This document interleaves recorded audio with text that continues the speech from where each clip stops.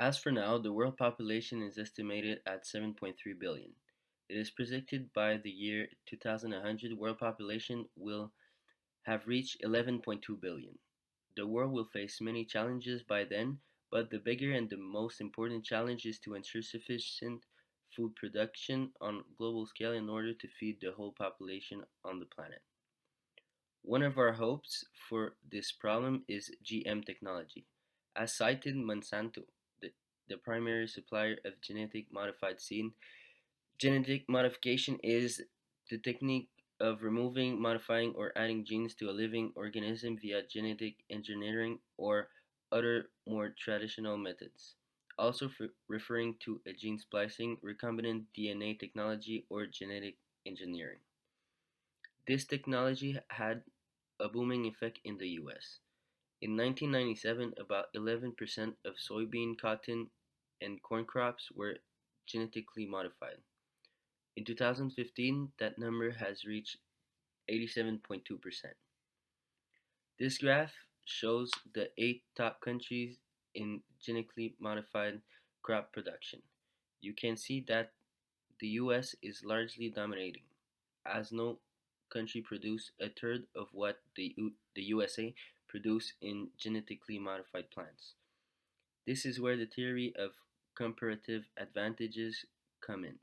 As for now, genetically modified crops have two main benefits, and both of them are fit to American capitalist expectation.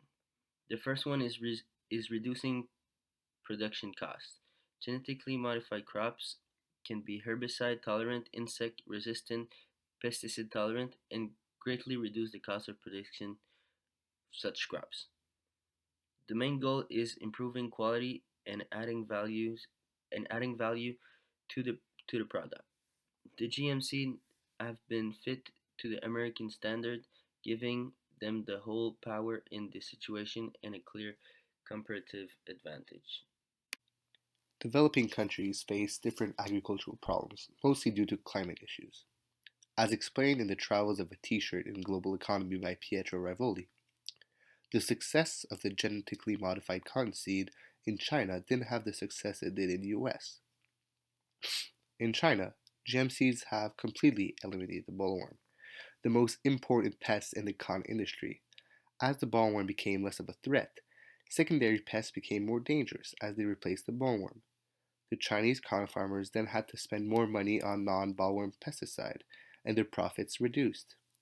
In the long run, the American genetically modified seeds did not have much of an impact in China.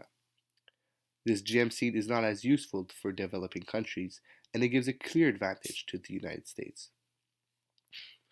In order to help these developing countries, these genetically modified seeds have to be adaptable to many different climate situations.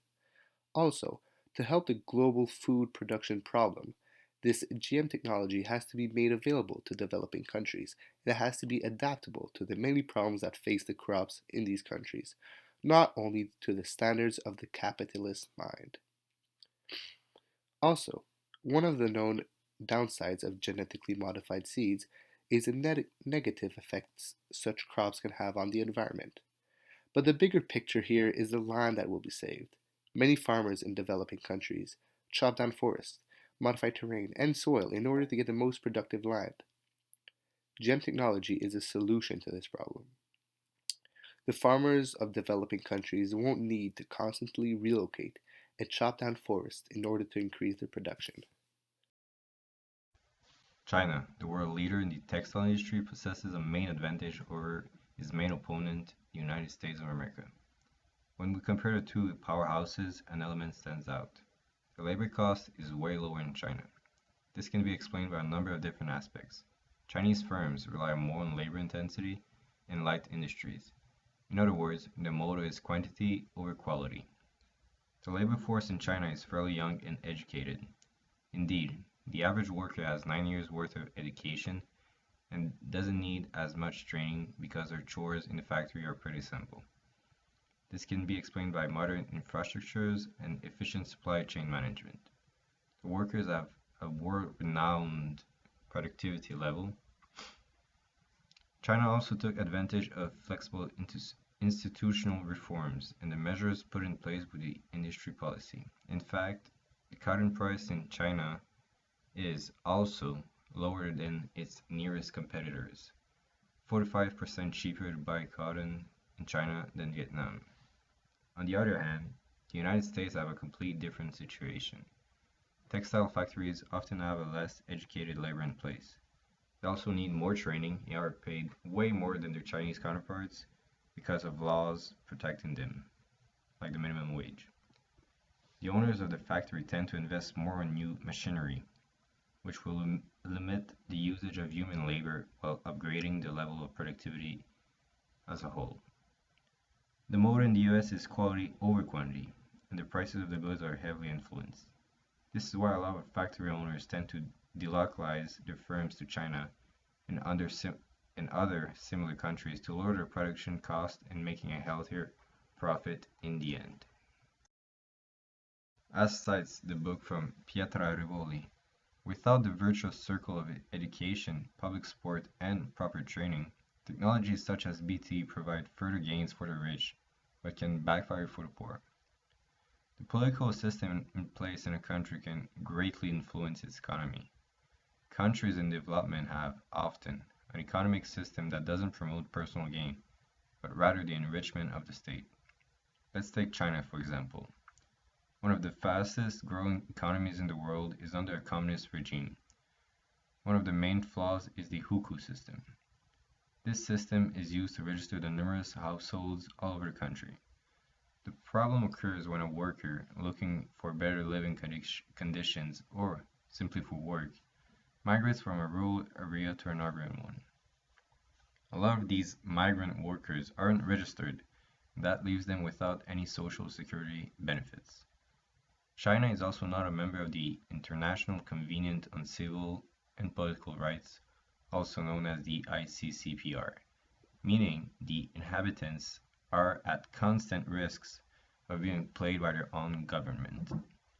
In such a situation, it is hard for these farmers to be surrounded by the right institution to rightly implement GM technologies and compete with larger markets.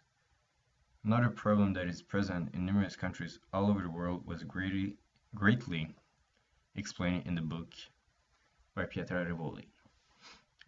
Who would have benefited if cotton growers in India or China could have benefited by increasing their productivity, improving quality, and selling cotton to British mills?